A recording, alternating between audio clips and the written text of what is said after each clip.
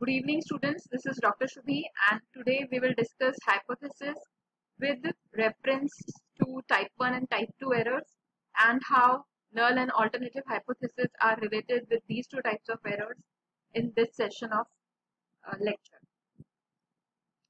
Now, as you all know that a researcher is always interested in disproving the null hypothesis. Whenever he is making an alternative hypothesis, he will always try to disprove that the null hypothesis is false. If null hypothesis is false, then definitely the alternative hypothesis becomes true. And alternative hypothesis becomes true means whatever researcher wants to say is right, or whatever he is trying to say is correct, and he can go ahead with whatever he has suggested. Let's have a look on this table and try to understand few things in a very simple way. You all can see this table is a grid of rows and columns where there are 2 rows and 2 columns. In the 2 columns, we have accept the null hypothesis in the first column and reject the null hypothesis in the second column. This is the conclusion from statistical analysis. Likewise, the 2 rows, in the first row we say that null hypothesis is true, and in the second we say that the null hypothesis is false. Now, if this is my cell, which I can say first row, first column, it says that accept the null hypothesis because null hypothesis is true. So this is a correct conclusion, and this is the right thing we have done after our statistical analysis. But if we say that when the null hypothesis is true and we are rejecting the null hypothesis, in that case we will call it a type 1 error. So it is an error because we are rejecting a null hypothesis when it was true. Now come to the second row and see when we accept the null hypothesis and the null hypothesis is false. This is called as the type 2 error. That is, a false hypothesis was accepted.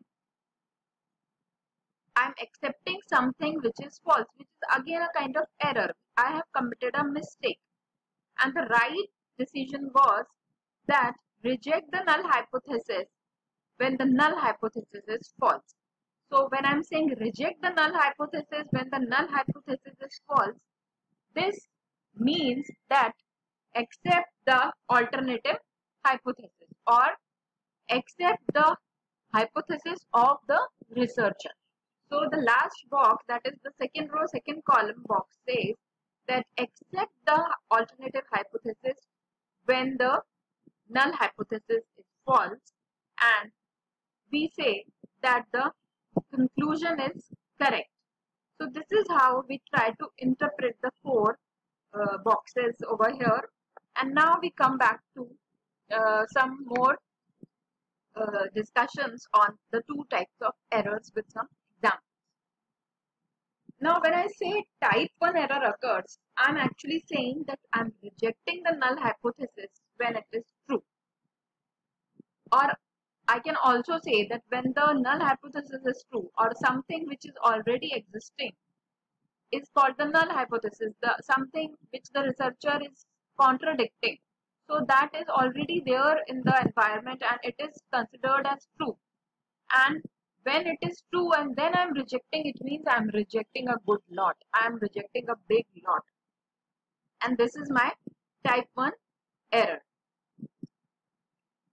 Let's come to an example and understand it in a very good way. Let's assume that null hypothesis says the person is innocent. This is the null hypothesis. Now alternative hypothesis says the person is guilty. So the researcher is saying that the person is guilty, and otherwise the null hypothesis always says the person is innocent. So I can say, if I am rejecting this null hypothesis, now I am rejecting this hypothesis that the person is innocent, which means I am saying the person is guilty. And when it was true that the person was actually innocent and I have rejected it and I'm saying the person is guilty, then it is a type 1 error. Why? Because I have the person who is innocent has been proved guilty and is sent to jail. So what I'm actually doing, the person who is not found innocent, in this case the person is not found innocent and sent to the jail despite actually being innocent. So it is a major blunder, because a person who was innocent is sent to jail is a big blunder. So that is why we have to be very careful if it is a type 1 error, because type 1 error causes big blunders. Now with the same case, try to understand the other way around. Now again we know that null hypothesis says the person is innocent and actual hypothesis says that the person is guilty. So we have to prove that the person is innocent. Now what will be a type 2 error in this case? It would mean that the person is found innocent and not sent to jail despite being guilty, which means that we have accepted the null hypothesis when it was false. That the hypothesis was false, that the hypothesis is saying person is innocent, but this was false, but we accepted it. So in that case, what happened? That person was not sent to jail despite he was guilty. So this is type 2 error. This is also an error because the criminal is not sent to jail because he was found innocent. And this is again an error, which is a mistake. But in the previous case, this is a major mistake where a person who is innocent is sent to imprisonment. So this is how we try to understand the two types of errors. Now let's see what are the consequences of making a type 1 error. Now the consequences of making a type 1 error actually means that we are doing kind of changes or interventions which were not necessary, because we are rejecting the null hypothesis. Something which is already existing and is right, we are rejecting that. Unnecessarily we are introducing changes, unnecessarily we are poking our nose, and we are thus wasting time, money, resources and energy. Everything is being wasted because whatever which is done was correct and there was no need of any alternative hypothesis or any kind of research to be done. So if we are doing a type 1 error wherein we are rejecting a particular null hypothesis which was actually working well, then we have definitely created a change or intervention unnecessarily into a system. Now quickly see what are the key takeaways. When we talk about a type 1 error, we say it is also known as false positive, and it occurs when a researcher incorrectly rejects a true null hypothesis. That is, a researcher is doing his research, and whenever a person is a researcher, he is always biased little bit because he has to prove that he is right. So in that case, biasness is a very common factor, but most of the researchers try to find out actually they are right or not. The true researchers will always keep on testing and try to find out whether they are right or not. But they incorrectly reject a null hypothesis and saying that their alternative hypothesis is true or right or acceptable, then they are committing a type 1 error, or also known as false positive. It also means that your reports and findings are significant when in fact they have occurred by chance. This means that whatever reports and findings are saying, and you are saying that these are the facts, but actually they have occurred due to some outliers in your sample, due to some different data, some data which is absolutely absurd in your sample, which has created that change, that difference in the outcome or the mean, and then you are actually trying to prove, you are trying to say that you are right and the hypothesis is wrong. So whatever has happened is happening can take a very good example that you rejected a good lot of items after saying that the sample has defective items. So your sample has some defective items, and with the sample, whatever you were saying that the lot is defective, in that case, supposingly your sample has some defective items and every sample has defective items, more defective items, definitely your alternative hypothesis will be accepted and null hypothesis will be rejected. But if you see the full lot, you will find that the null hypothesis was true, but it was accidentally rejected because of wrong results, and this is your type 1 error. Now let's come to type 2 error and see what it is. It is the reverse of type 1 error. It is like accept a null hypothesis when it is false. When your null hypothesis is actually false and you accept it and you keep on going with the same thing, and your alternative hypothesis was correct, but they had limited data, less evidences, that they could not prove that they are right, and that new thing was not introduced in the system, and the system is still lethargic, the same kind of. So we are basically accepting a bad lot.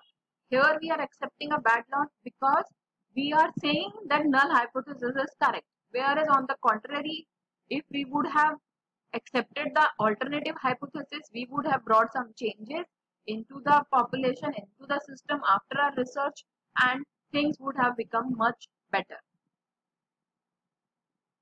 This is also known as a false negative and occurs when a researcher fails to reject a null hypothesis.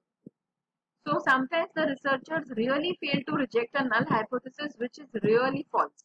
And in such cases, when the researchers don't have much of evidences and support and lot many things which are required in a research process, they are not able to reject a null hypothesis which is actually false. And then whatever values the population is giving, whatever mean the population is giving is taken as right.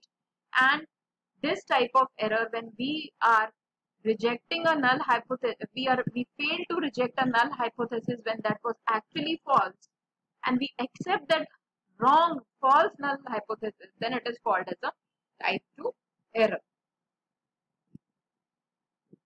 So basically, how does a type 2 error occurs?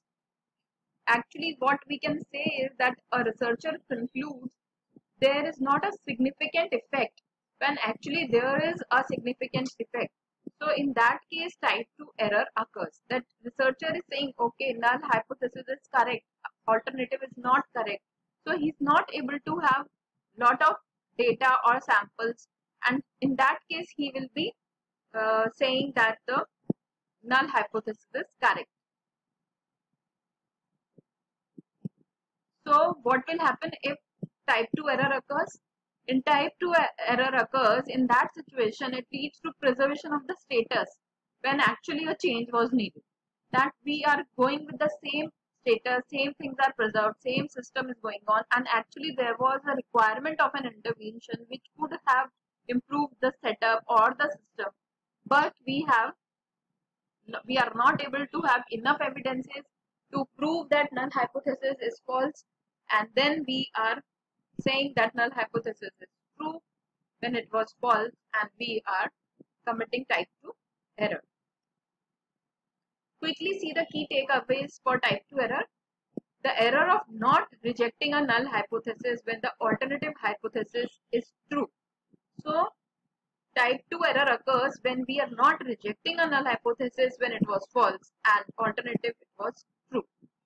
In other words, we can say we fail to accept an alternative hypothesis when we don't have adequate power. So students, now in the next video we will discuss a case in medical testing, and this is Dr. Shubhi signing out from YouTube. Stay tuned for my next video, and keep on sending me doubts in your WhatsApp messages and phones, and I will definitely come back to you on YouTube. Have a good day.